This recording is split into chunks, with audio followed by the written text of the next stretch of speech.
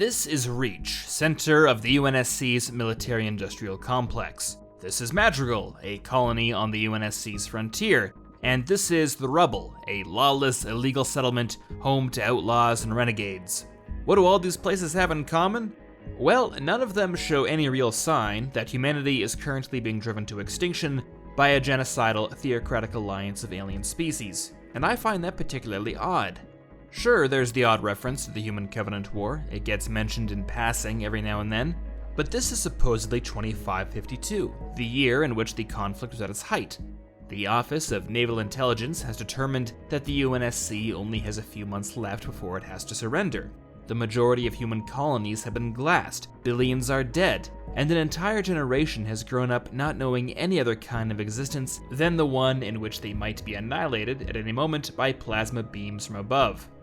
This is a time of desperation in which any plan, any operation that has even a chance of preserving human civilization, no matter how abhorrent or unthinkable its measures might be, must be considered. So why is it, on Reach, Madrigal, the Rubble, and everywhere else, this all feels like a distant concern? Isn't this the most important event in human history that everyone should be talking about?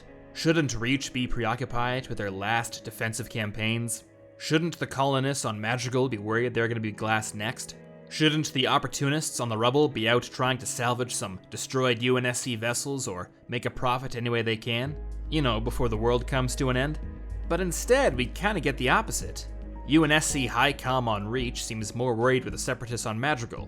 The Separatists on Madrigal doubt that the Covenant even exists, while all the pirates and renegades in the Rubble seem pretty nonplussed about pretty much everything. Even the Covenant seem to have taken a pretty lackadaisical approach in their holy war against humanity.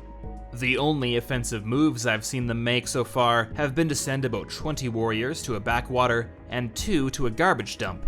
Whatever happened to "your destruction is the will of the gods and we are their instruments"?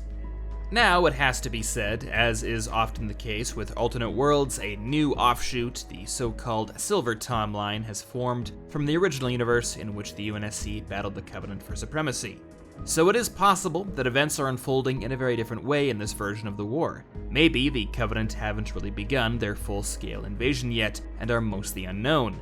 Maybe only a few colonies have been glassed and Oni has, so far at least, been able to keep this under wraps.